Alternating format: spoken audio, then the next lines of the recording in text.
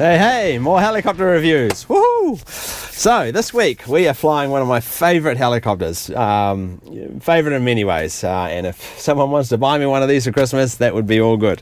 This is of course an EC120B, which is a Eurocopter helicopter, now Airbus. And these are fairly new aircraft. They started producing these, first flew about 1995, and they sell 10, 15 of these a year, so there's about 5 to 600 around. It's a slightly larger brother, which is the EC130, which is this model is a more popular helicopter because it holds more. This EC120 is really a 4-passenger helicopter. You got the pilot and then 3 passengers in the back and 1 passenger up front. So yeah, the EC130, which is basically the same frame and similar to other aircraft that Eurocopter produce or Airbus now produce, holds 3 people, 1 pilot, 2 passengers, and 4 people across the back. So it's a lot more popular, the EC130, because it has a larger passenger capacity. And what of course is unique about these EC aircraft is that they have this enclosed tail, and the reason for the enclosed tail is a number of things. Firstly, and probably mostly, it reduces the sound. Believe it or not, in helicopters, most of the sound actually comes from the tail rotor, not the main rotor. Especially a main rotor that's got 3 or more blades is a little quieter than a twin rotor helicopter. But yeah, the enclosed tail substantially reduces the noise that helicopters make. And where helicopters have to operate and make as little noise as possible, it's these helicopters which are very popular in those environments. So yeah, this EC120 is obviously a turbine helicopter. It means it's run by a jet which goes through a turbine, which then reduces gears and runs the rotors. So it's got a turbine engine, and we'll talk a bit more about that when we take a tour around the outside of the aircraft. But it produces about 500 horsepower, I believe. This helicopter is also pretty fast. It will cruise at 120 knots, which is about 130 miles an hour.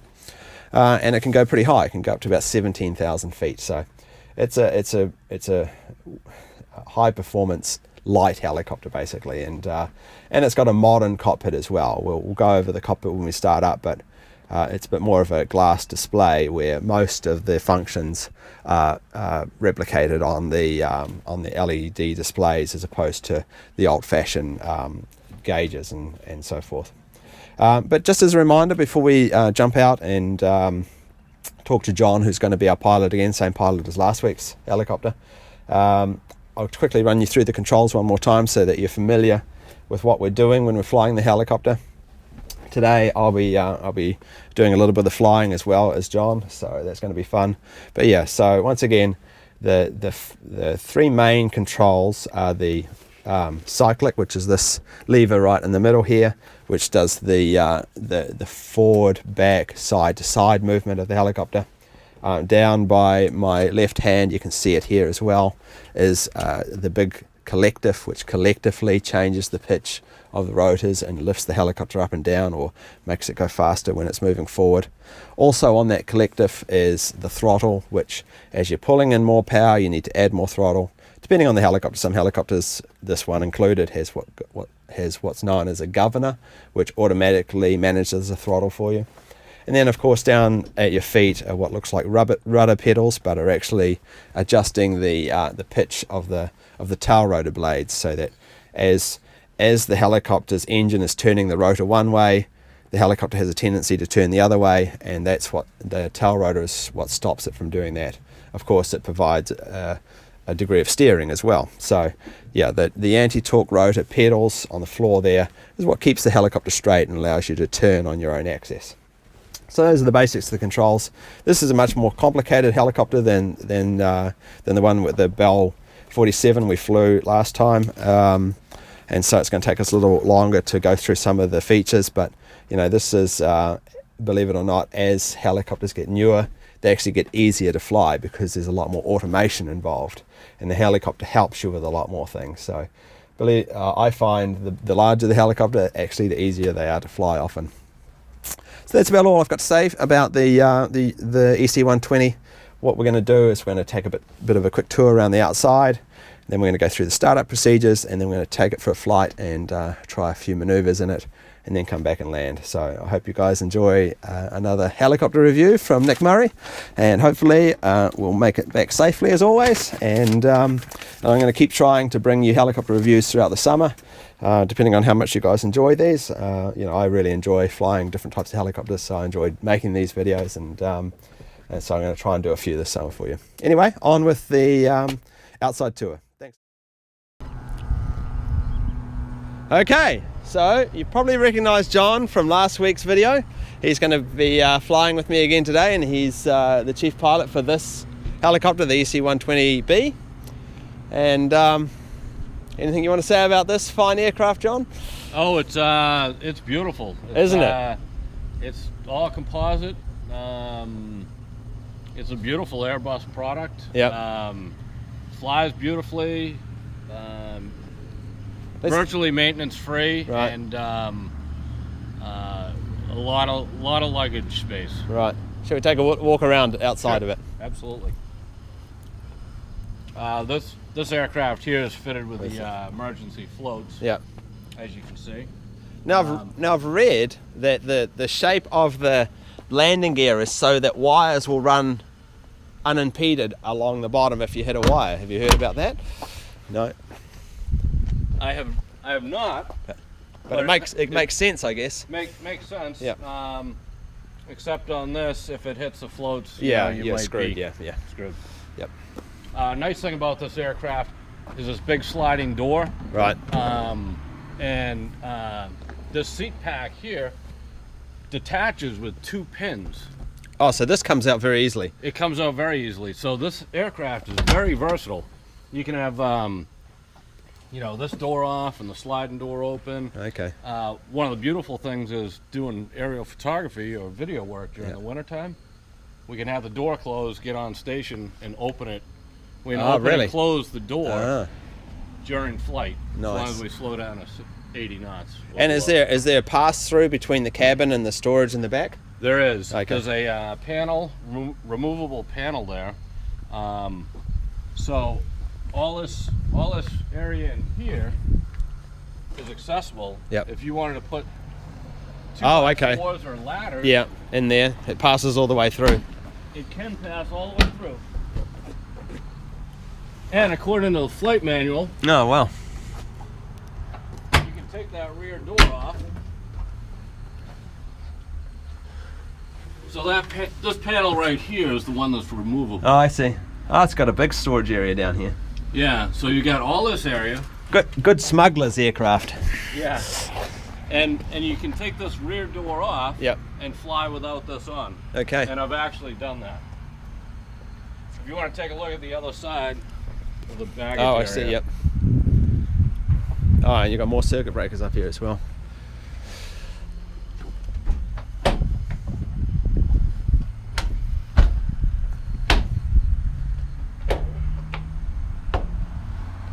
So what's the engine? It's a 500 horsepower, around about?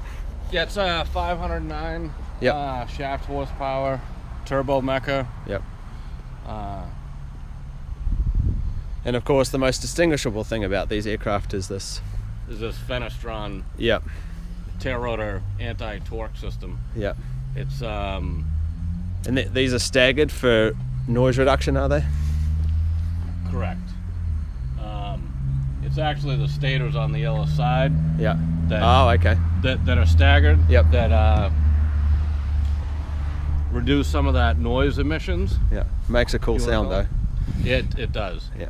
This is, I believe, the quietest aircraft in production. Quietest helicopter in production. Right, right. This is a 2000 model. Oh, okay. And this was Airbus's, or previously known as Eurocopter. Yep. This was their demo machine. Right. And these seats are unique as well, and these are anti-crash seats, aren't they? Right. They're crash-worthy seats, and the seats are good for 10 Gs. Oh wow! So they'll collapse. The landing gear is good for 20 Gs. Okay. So combined, you've got a crash-worthiness rating of Yeah. 30 Gs. Something for us to try later on today. Yeah. Yeah, Sure. yeah.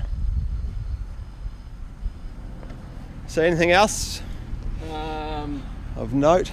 This aircraft has windshield wipers on it, but We never. almost never use It'd scratch the plexiglass, wouldn't Right. it? Yeah. Yeah. Very nice. Okay, let's hop in and take it for a flight, I think. All right. Sounds Thanks, good. John. Yeah. It just helps me sync the sound. All right. Okay. We got our seatbelts on, right? Seatbelts are on. All right. Rotor blade position is good. I checked it on the tail. Okay. We don't like to start it. We don't like to start the aircraft with a blade over the exhaust. It's not a manufacturer thing. It's just us. Right. You know. Yeah. All right. So we set our clock here. Actually, this is. Why does that clock? Oh, the clock stops every time you turn the mains off. No, No? it just if It's you just- don't crank it once in a while. Oh, okay. All right. So we're gonna check the lights. Yep. This is basically checking the two softwares between the two screens. Yep. They should be matching. Right, they should be matching. Right. And this is just checking that all our warning lights Yep. are working properly. Here's our airspeed indicator, attitude indicator, Yep. altimeter. Yep. Vertical speed tells us how fast we're going vertically. This is our rotor speed, rotor RPM. Yep. So, and the free turbine. The NF is the free turbine. The free turbine, The one that catches that's catching the gas. Turning it, right. Right. And then our rotor speed right here. Okay. Our And you clock- get these also on here? No. No, it doesn't duplicate the displays? no, No, okay. does not. Right here is our fuel Okay. quantity in pounds, 332 pounds. Right. It burns about 200 pounds per hour, so we have an hour and a half. Our T4 is the turbine temperature. Okay. It's cold, so there's no temperature. The NG is the gas producer. That's the combustion side of Yep. the Providing turbine the thrust. engine, Yep. and the torque is measuring the amount of power applied. And that's a percentage, so it can Percentage. come up to 100%. right. And is then there any our- state that you'd ever go past 100%, or it damages the aircraft immediately past 100%? No, you've got a momentary up to that delta. Okay. Sort of 110% in emergencies. Yeah. Okay. And if you get to that point for more than 2 seconds, it's gonna log it in the maintenance computer. Yeah, right. So you can't lie about it. Okay. Nor would you want to. No. Because you could have Damaged. damaged the engine, Or the and transmission. then you Yeah, know you're kind of flying on a wing and a prayer then. And so if you ever have a over limit in any aircraft, whether it's a fixed wing or a helicopter, fess up to the screw up, let maintenance take a look at it. Might be expensive, but fess up, because you're playing with fire there. So we checked the light test, right? Now we'll check. It has fire sensors in the engine bay, so we're checking that. The twist grip. If the twist grip is not all the way up, Right. you could try and take off with this twist grip not fully engaged in flight. Right. And if that were the case, you could droop the rotor speed, and you don't want that. So we'll bring that back to off. So you've got extra switches and buttons here on the on the collective. This is our hydraulics. Right. Oh, so it's a Floats. hydraulic master.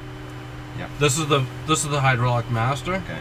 and this is just for the isolation. Okay. Landing light. Here's your fan. You can just have a regular fan Okay. or air conditioning. Oh, this has got air conditioning. It does. Fancy in here, huh? And this is your heat and demist up here, Right. and this is where your heat will come out of here, Oh, okay. and the overhead vents, and the Yeah. air conditioning also comes Yeah. out over here. portion. And you've got a rotor brake, I assume? It's our rudder brake Yep. and fuel shut-off. Got it. Emergency fuel shut-off.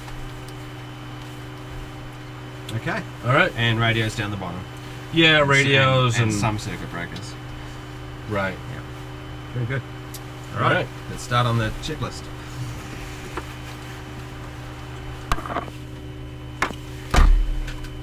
There's a button back here that says call pilot.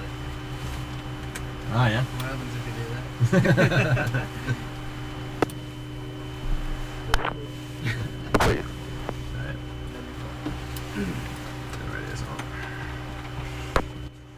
Five, four, three, two, one. Okay. Check. Loud and clear. Alright.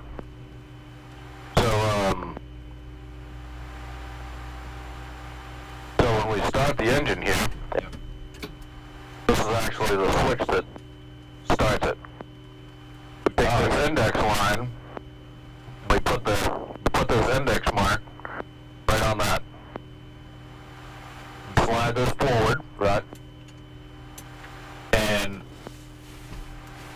what's going to happen is the start generator is going to start cranking the engine. So what initiates the start sequence? Just having it here? Yes, right. And then I'm going to slide this forward to engage the starter. Oh, okay. So that engages the starter. Right, got it. And it unlocks. Unlocks the throttle. Unlocks the throttle. So I'm going to engage the starter. Okay. The gas producer is going to start spinning. Yep. The temperature is going to start coming up. Once the gas producer starts Going. Because we won't have any temperature until we introduce gas, will we? right. Yeah. Well, there's a little bit of gas right. Right from the start? Right. Right from the start. So it's not like the older turbines where you have to get up to a certain speed before And then, right. It's not like a Jet Ranger or an MD-5. Okay. So what we're going to be looking for is 50% NG. We'll release the starter. And what we're trying to do is we're trying to control the temperature, the T4, right around 700 degrees. Right. So does it have a spike like you had in the older? It'll come up. Yep. It'll come up probably to around 600, 650. Okay. It'll peak out and then start falling off. Okay. So then you have to start advancing the throttle a little bit more to keep the start sequence going. Okay. Start the modulation. Right. Good. Big clear left. Alright, we're clear.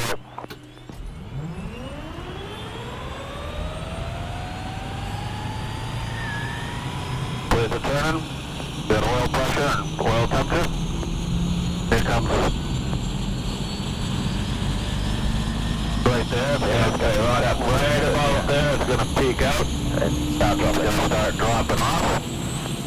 And I'm just going to advance the throttle a little bit. Keep the gas turbine speeding up. 50%. I'm off the starter. Going to keep advancing. Now this changes over to what's called a first limit indicator. Does that automatically? It does it automatically. Got it. Let's take the fuel pump off. Get up. Horn. March. Radio's on.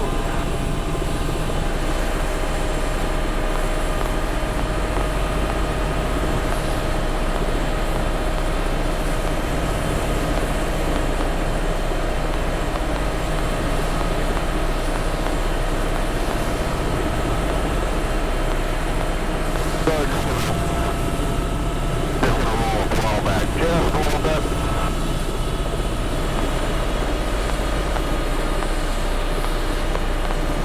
See where the gas producer stabilizes up. Should be about 67, 65%. Yep. Good. I'm just gonna increase it a little bit to about 70. I'm gonna check the hydraulics. Let's say the hydraulics on. Turning it off, actually. Okay. So what I'm doing is I'm checking the accumulators. Oh, okay. There's a little emergency. How long will they run it for?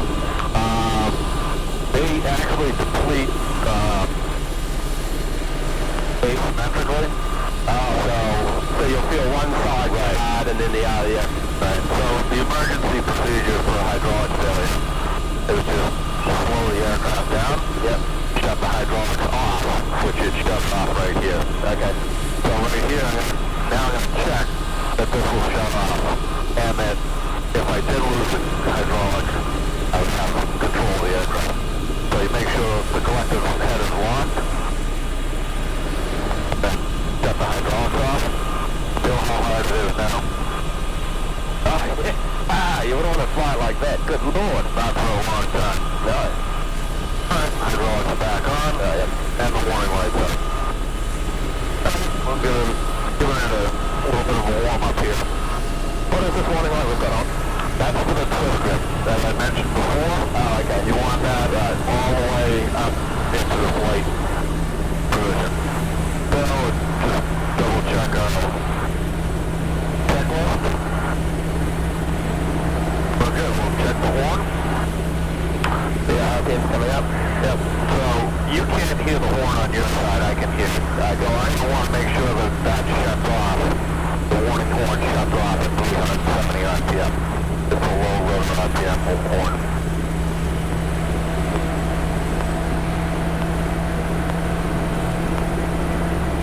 And it shut off. The light came on, but the other thing too is whenever you're engaged with the throttle on a turbine aircraft, you always want to keep the torque under 40%. I like to try and keep it below 30, but below 40 is really the rule.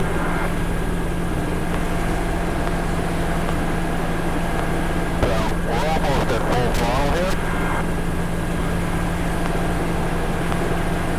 And we're at full throttle. And the twist grip light is gone out. But coming on to the sections a little bit. Put my water away.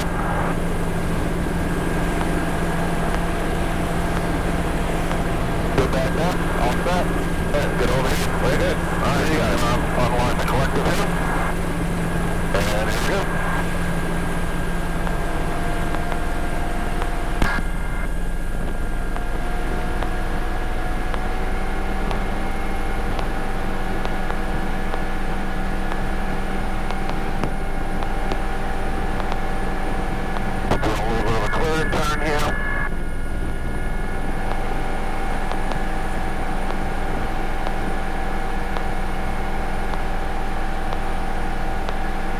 Watching for while we're sort of warming up still.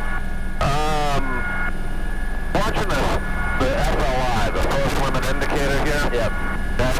So we're at 8 right now, which is just a number. Okay. So what we're looking at is our NG, the gas producer, the T4, which is the temperature, and our torque. Okay. Right. If we wanted to, we could change this and have it all individualized. Okay, so that's like a traditional six-pack, Okay. tank like in a jet Ranger. So here we are with half a tank of gas and 3 adults on board, and we're using about 80% to hover. That's normal? Of torque. Yeah, absolutely.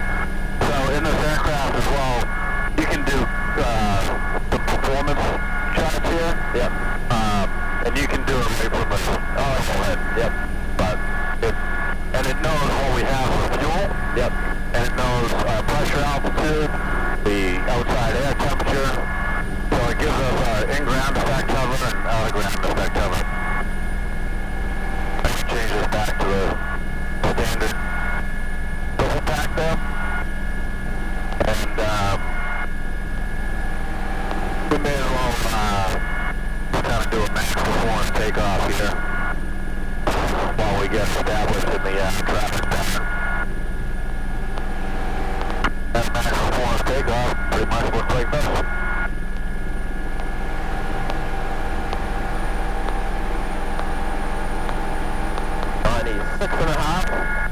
97.5. See how that number gets underlined? Yeah. So that's telling you that's your first limit. Right. Okay? So now we've cleared our obstacle. Yep. Now we're just going to nose it over. 230. Get some airspeed. And we're clear on the right. And above. Good on the left, guys? We're good on the left. All good. Okay. All clear left. Alright. I'm going to cross over mid-point. Okay. Still clear left, guys? Clear left. Good night. No traffic inside. 4 minute traffic going down to 9 Alpha. That's going to be crossing 624 north to south, mid-hill. Hey. Stop flying off. Yep. This is the expanded bound I was talking about before. Yep. On our way in.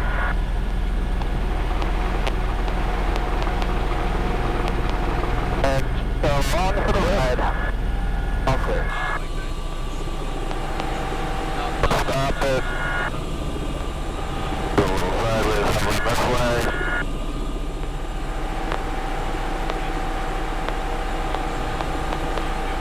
And we'll just do a quick clearing turn here. And tail's clear.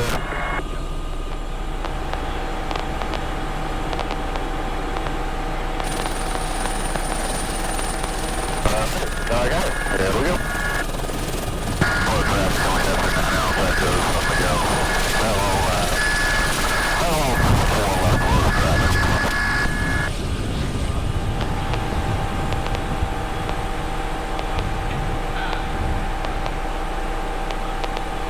So it's important to have the right takeoff profile. You know, you want to stay on that height velocity diagram, also known as the dead man's curve. Yep.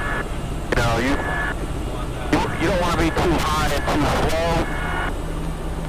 Because if something could happen, you need that energy stored up between the airspeed and your altitude. Right.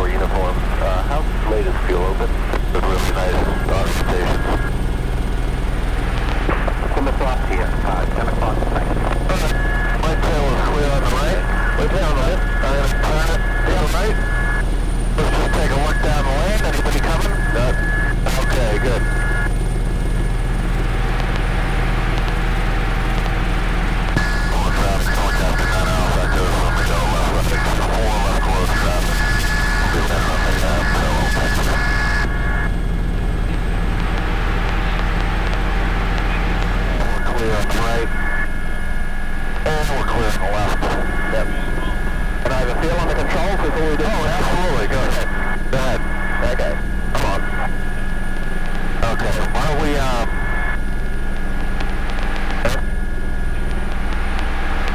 let's do this. We'll get a little bit of altitude. Why don't you level it off just a little bit? Okay. Boy, there's no vibration through the controls, is there? It's so smooth. Okay, I'm gonna just start kind of coming off the control. Okay. I'm gonna be right here with you. Yeah, sure. But just to give you a real feel. Okay. I'm left. Look at way out there. That's Provincetown. Way out there. Look at how lit up it is. Yeah, yeah. That's over 30 miles away. Yeah, yeah. That's beautiful. Oh, this is such a smooth aircraft to fly, isn't it? It is.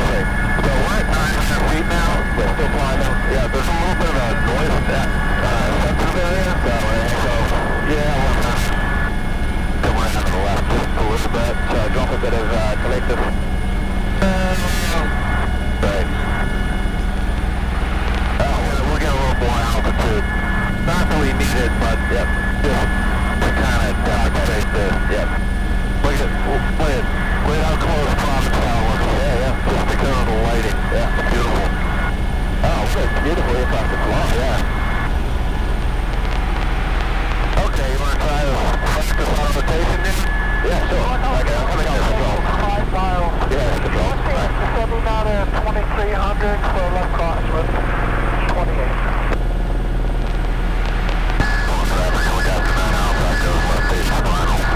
Go ahead and exit out that multi-circle.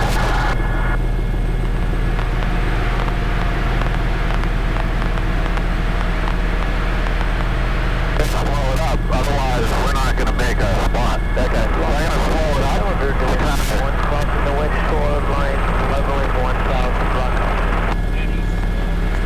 So you'd normally have a forward airspeed of 60 knots? Yeah, 50 to 65. Okay. So it's dropping like a rock? Yeah. But now you nose it over a little bit. Yep. Fairfield traffic, this is at 2459 Yankee, 5 miles to the north. Right here, throttle back in. Okay.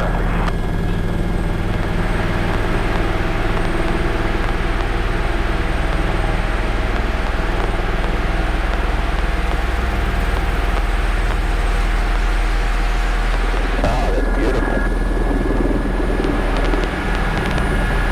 Nicely done. Oh, well, there's the ground too. Cool. Not bad. Yeah, nicely. You know, as we did the 47,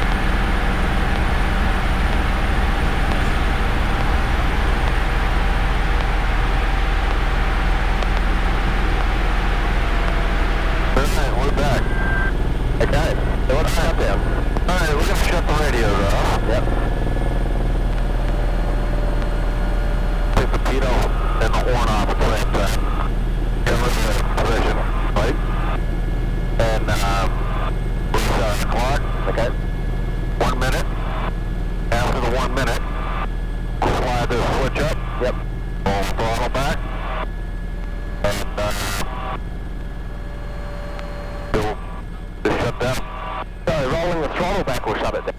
Don't have to kill the